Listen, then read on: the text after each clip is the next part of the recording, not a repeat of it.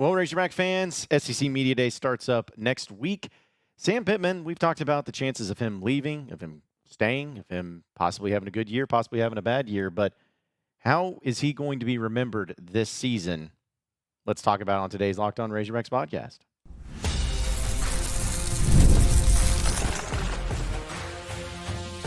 You are Locked On Razorbacks, your daily podcast on the Arkansas Razorbacks, part of the Locked On Podcast Network, your team every day. Welcome into the Locked On Razorbacks podcast. I am your host, John Nabors. Appreciate each and every one of you listening in and watching in on this beautiful day here in the great state of Arkansas. A reminder that today's episode is brought to you by FanDuel. Make every moment more as playoffs wind down. The sports stop sporting like we want them to. But this summer, FanDuel is hooking up all customers with a boost or a bonus daily. That's right. There's something for everyone, every day, all summer long. Visit FanDuel.com to get started. All right, well, you made it to Friday, folks. Hopefully you're going to be having a wonderful weekend set up. I'm actually going to be traveling down to Dallas for SEC Media Days, and so should have some really good content, really great content for all of that, and be able to hear from a lot of SEC coaches, and, of course, Texas and Oklahoma joining, being kind of the newest thing, is going to be pretty electric too. So either way, it's going to be a lot of fun to go out on there and mix it up a little bit and see what all goes down. But I wanted to talk a little bit about the football side of things because we're going to get to basketball, and we'll even get some baseball news because there has been some things that's happened this week that we do want to discuss. But specifically with Sam Pittman, you know, I felt like with the job that he has done and the fact that this is such a unique situation that Arkansas finds themselves in. I was trying to think towards the end of certain tenures when people kind of felt like, hey, the coach's tenure is over with.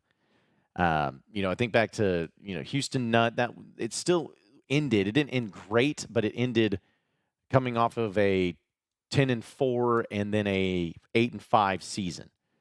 And then you had Darren McFadden. I mean, that also helps. But then you think about Brett Bielema. He had his final year was the worst year, and then he got fired, and Chad Morris didn't even get off the ground. But the thing is that, like, Houston Nutt started off so big, went down, had a couple of and then went up. And then when Petrino came in, he started down and then went all the way up, and then it just cut out. And then with Bielema, he started all the way down, went up a little, and then came down. And again, Chad Morris was just, if you've ever seen one of those EKG machines, Chad Morris, no lines, just all the way at the bottom. They were dead. But Pittman is still, you've never seen really something like this. There's really not really a comparison to make it to. Some people try to make it to maybe to the Danny Ford era, but even then, it's like you kind of, you started off better. Like you've already started off better than what people thought, and then you went really good, and then now you've gone down. And you're still the coach. Like you're still the guy. And it's also tough, too, because I think people, for the most part, like Sam Pittman. They root for Sam Pittman. They want Sam Pittman to do well.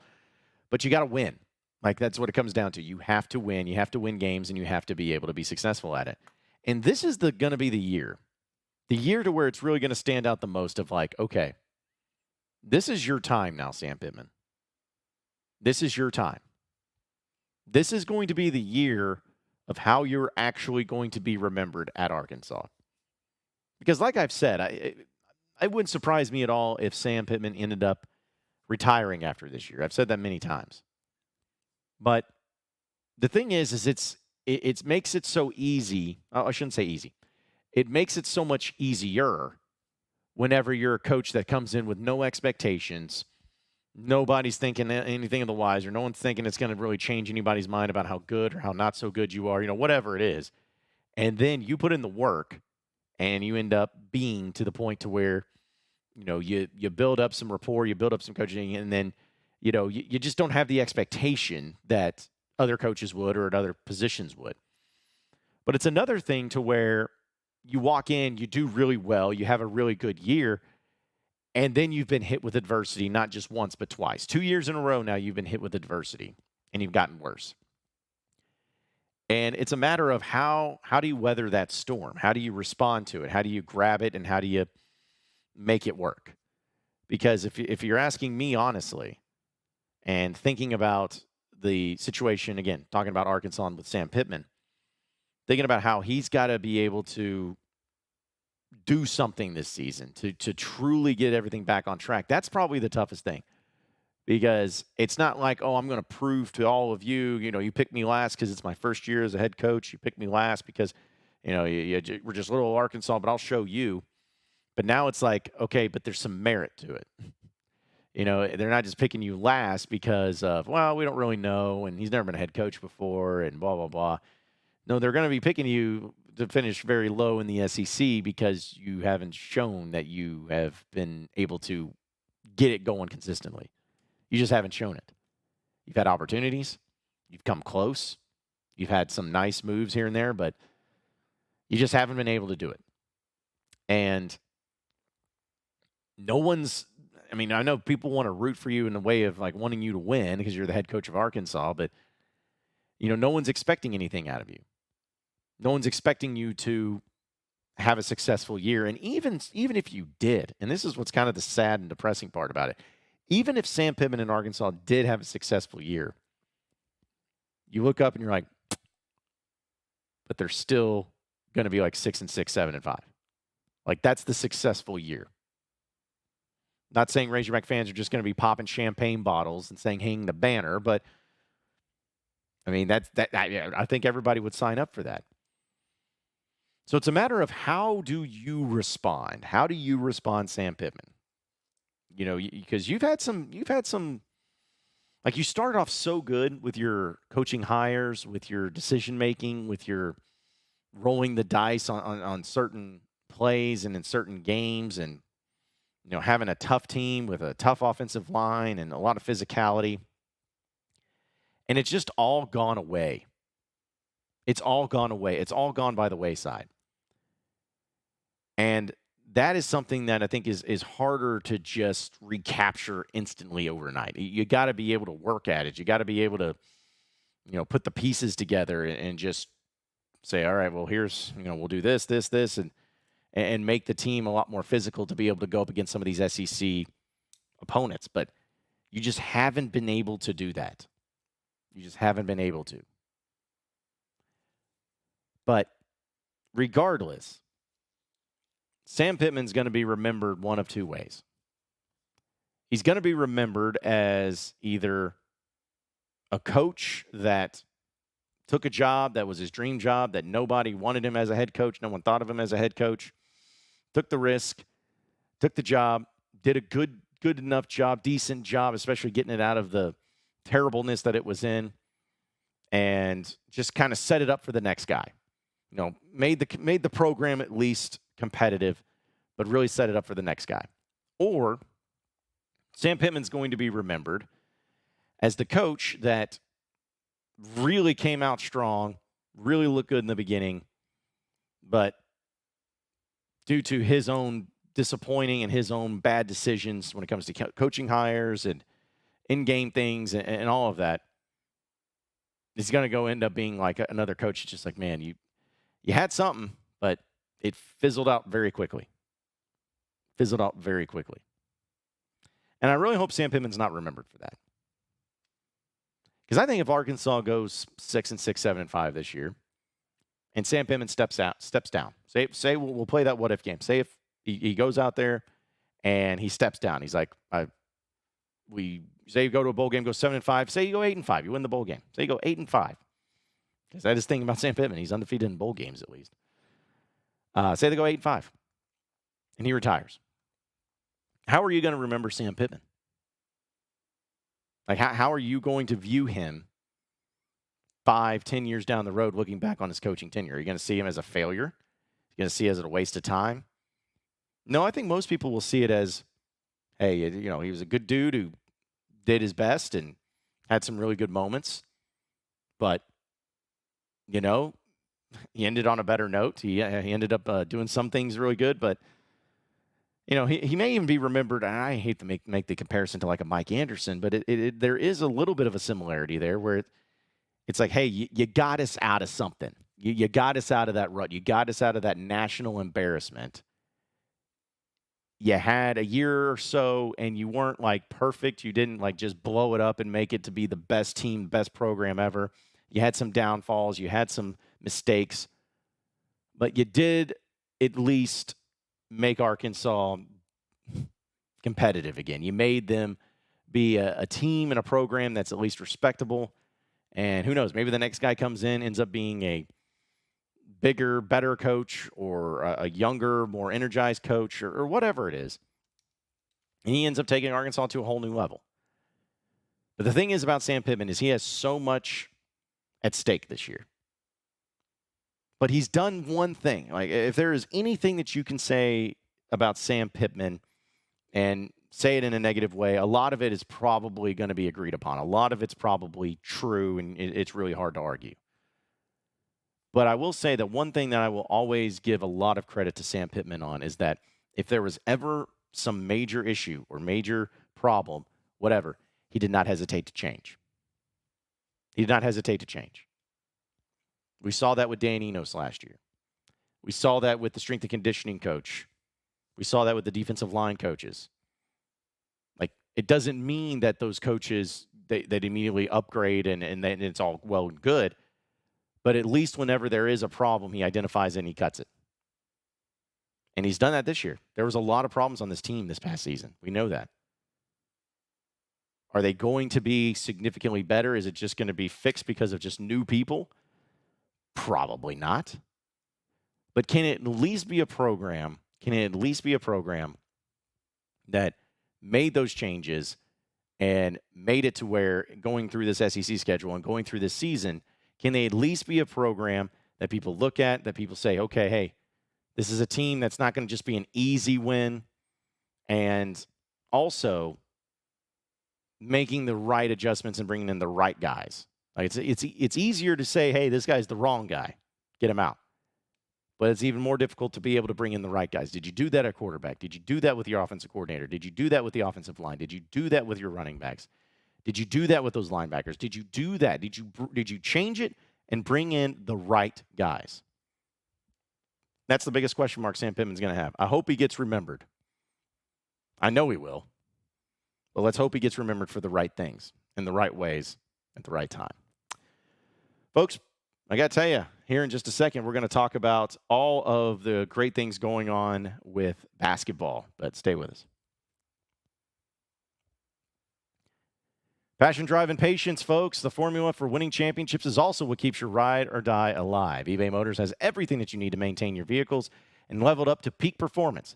Superchargers, roof racks, exhaust kits, LED headlights, and so much more. Whether you're into speed, power, or style, eBay Motors has you covered. With over 122 million parts for your number one ride or die, you'll always find exactly what you're looking for. And with eBay Guaranteed Fit, your part is guaranteed to fit your ride every time or your money back. Because at eBay Motors, you're burning rubber, not cash. With all the parts that you need at all the prices you want, it's easy to make your car the MVP and bring home huge wins. Keep your ride or die alive at ebaymotors.com. Eligible items only. Exclusions apply. eBay Guaranteed Fit only available to U.S. customers. All right, so continuing on here with the Locked On Razorbacks podcast. Real Razorback basketball news that happened this week, too. As it looks to be that John Calipari has officially added a full squad. The entire roster has been set, or at least the staff, everybody. He finalized it. It's been the thing that's been on everybody's mind. That's what people have been really wanting to hear about. And it looks like he has officially gotten it to a point to where he at least feels confident and comfortable with saying, all right, hey, we did good. Let's call it, this is our team. This is who we're going to roll out with. And the ones that they added, though, they added 4 new additions. And some of them I'm going to have to, go through the pronunciation of them. But you had Jaden Carueta. Sounds good. They added him, Aiden Kelly, Melo Sanchez, and Kareem Watkins. So a lot of you are probably like, okay, so who are these people? Well, here's a little bio for you out there. There's no exactly what type of contributors that these players are going to be able to be here in the first year, at least, of John Calipari. So Carueta is a 6'5" wing from Sun Valley, California. He played at Village Christian High School. He was named first team All-Olympic League last season while averaging 14.1 points and 4.6 rebounds, while also shooting 94% from free throw line and 49% from three-point range. Okay, so am I going to sit here and try to tell you that this guy is going to be a major contributor on the team and he's going to be big time? No. Considering the talent that Arkansas has on this roster, no. But you know what I see? Two things that stand out. Obviously, being 6'5" and, having his accomplishments of being all Olympic League and everything. But there's two things. 94 and 49. 94% from the free throw line. Folks, the free throw line doesn't change. Sure, the atmospheres may, the settings may, but the free throw line doesn't change. And the three-point line doesn't change either. And when you're hitting 94% from the free throw line and 49% from three-point range, that's not something that's as soon as you get to college, you don't know how to shoot. The ball changes. The courts change dramatically. I mean, there's some little bit of pieces here and there, but when I saw that, I was like, hey, listen, if you need somebody in there to get to the free throw line and make some free throws in clutch situations, he might be the guy. So I don't care who you are. I don't care what position you are. I don't care what league you're playing in. 94% from the free throw line is pretty impressive. I mean, go out there and shoot 100 free throws. Can you make 94 of them? Probably not, but he can. So that's pretty nice to have him added into the mix. Also, this one is for, of course, Aiden Kelly. Now, Aiden Kelly, this is a pretty cool thing with him. So he's a 5'10 guard out of South Haven, Mississippi. He went to North Point Christian High School. He averaged 19 points a game and 4 assists this past season. And he's the son of former Memphis guard Antonio Burks, who played 3 seasons under Calipari at Memphis back in 01 through 04. Also, Kelly's stepfather is former Tennessee Volunteer star point guard Tony Harris. So this kid's got a lot of different things. A lot of different things going on for him, which is awesome. He was also a McDonald's All-American and rated the number 1 point guard in the nation out of high school in Memphis. Tony Harris was. Not this guy. That would have been a much bigger deal. But he was one of the best players to ever come out, was Tony Harris. So the guy's got a lot of basketball in his DNA. The guy's got a lot of basketball surrounding him. He's got a lot of basketball in his family, and that's big time for him. So, again, just adding him into the mix. And then the final two, I'm not gonna try to tell you that these guys are just going to set the world on fire, but I'm just telling you about what you're at least getting out of these guys when it comes to the walk-ons, or at least the additions of them. But you got Sanchez now. Now, Melo Sanchez, 6'4" guard. He played the past 2 seasons at Hawaii Pacific and is a native of San Diego. He was all Pac West in 2024. He led his team in scoring at 14.5 points a game. He also ranked 7th in NCAA Division II and led the Pac West Conference in three-point percentage at 46. And he also ranked 2nd in the conference three-pointers made as both a freshman and a sophomore. So, again, I know it's Division II. I know it's all that. But, hey, that percentage is pretty dadgum good. We'll take that. And then finally, Watkins. This was the latest one and kind of the interesting one. Kareem Watkins. He is coming to Arkansas after 4 seasons at Kentucky. He spent 4 seasons at Kentucky. He's 5'8". He's a little guy, but 5'8", and he comes from Camden, New Jersey. He played 20 games over his career with 4 rebounds, 4 assists, and 2 steals.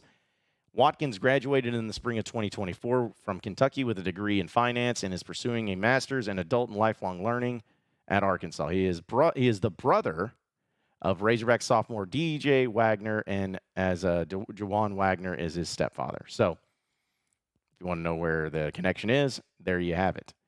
The brother of Razorback sophomore DJ Wagner. So a little connection there. But this is Cal doing his thing. Listen, he brought a guy that was at Kentucky forever and comes in and kind of knows what's expected out of him in these practices. You got a couple of young guys that are really talented. You got a couple of transfers that can really do a lot of things as far as shooting goes and keeping it up. So it just makes sense. I think it's a good move for him, and I think it's just fun to see it kind of all come together.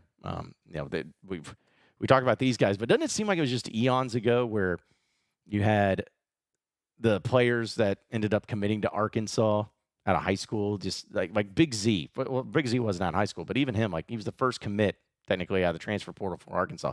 That seems like it was eons ago. Maybe it's just me, but it seems like it was so long ago and how much it's changed. But either way, it's pretty cool though. It's pretty cool to see it all come together the way it's supposed to, and I guess we'll see how Cal continues to do it. But we'll talk some baseball here in just a second, so stay with us here on the Locked On Razorbacks podcast. All right, folks, I got to tell you about our friends over at FanDuel. I love sports. I love them so much I never want them to stop. But as the playoffs wind down, we get fewer games, and the sports aren't sportsing like I want them to. But FanDuel lets me keep going with all the sports whenever I want. All I have to do is open the app and dream up any bets whenever I'm in the mood. And this summer, FanDuel is hooking up all customers with a boost or a bonus daily. That's right. There's something for everyone every day, all summer long. So head over to FanDuel.com and start making the most out of your summer. FanDuel, it's the official sports betting partner of the MLB. Okay, so final segment here on the Locked On Razorbacks podcast. Well, baseball news. Not surprising here, but still kind of a cool thing. Big Will McEntire, all right? Big Will McEntire. He is, of course, the pitcher that's been at Arkansas for what seems like as long as I was.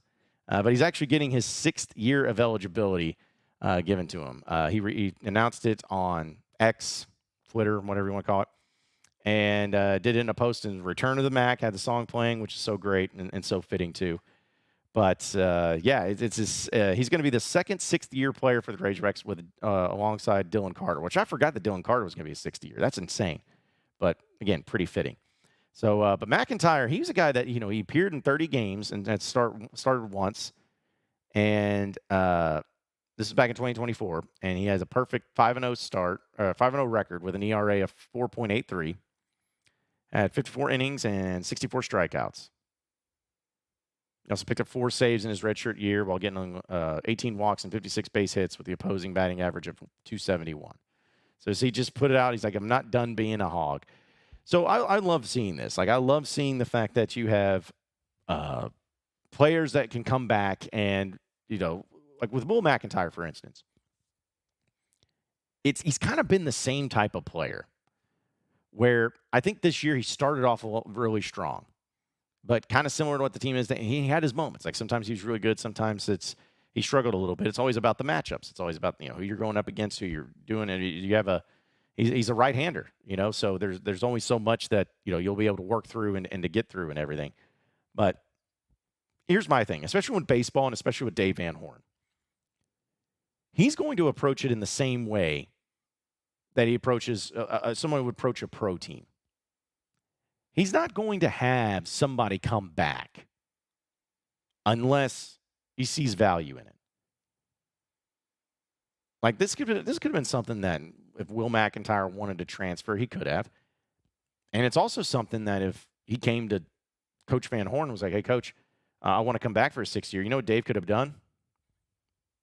Nah, you probably need to move on. Could have done that, but he didn't. So I trust Matt Hobbs and Dave Van Horn to be making the decision to be able to bring him back. And like I saw some people have some like reactions to this because again, Razorback fans are just so pissed. Like they are just so mad about everything. Mainly with football and baseball, basketball, they're all in. But like anytime something gets tweeted out about something about football, they're like, oh, who cares? Bleh. Something about baseball is like, wake me up when they actually do something. So it's really annoying. But the thing is like with Will McEntire, it's not like he's coming back and he's going to have to be your ace and, like they missed out on some other, like a number 1 overall pick pitcher out there in the transfer portal. They didn't even recruit him because they just wanted Will McEntire. Like, that's not the case, folks. Like, that's not what's happening. And I'm like, what is the harm and what is what's the worst thing that could happen by having Will McEntire back into the bullpen? Like, what's the worst thing that can happen with this pitching staff by having somebody like Will McEntire pitching again next season? A guy who's a seasoned veteran, who's been around a long time, who pitched in the College World Series, has pitched in postseason play, has gone up against SEC teams and SEC foes. Like, what's the worst thing that could happen? Like, I don't understand why anybody would think this is a bad thing. They're gonna have a lot of dudes next year in the pitching staff. I think the ones that they've added. And, the ones that are coming back and the ones that are returning, I think all of these things and all these guys that are coming together, I think it's really going to be working. And I'll tell you this, folks. I'm going to tell you this right now. This is a little prediction for you, all right? This is a little prediction for you. There's a player on this team, or this past year's team for the Razorbacks, that's eligible to return this season. But most people have chalked him up to going pro. But let me tell you something. My prediction is there's going to be a player that returns to Razorbacks next year that's going to shock you all. You're going to be like, whoa, I thought this dude was going pro, and that wasn't even a question. That's my prediction for you. be on the lookout for that. I think it's going to happen. I'm not going to say who. But it's amazing what NIL and all this stuff does whenever these things happen. Just amazing what it does. Appreciate each and every one of you listening in and watching into Locked On Razorbacks podcast. Be sure to like and subscribe to the podcast on iTunes or Google Play. You can also get after me on Twitter at John Nabors Show for any questions, comments, concerns that you may have. We'll keep it going from there. Same podcast time, same podcast channel. Next Monday. Have a great weekend, everybody. We will see you then.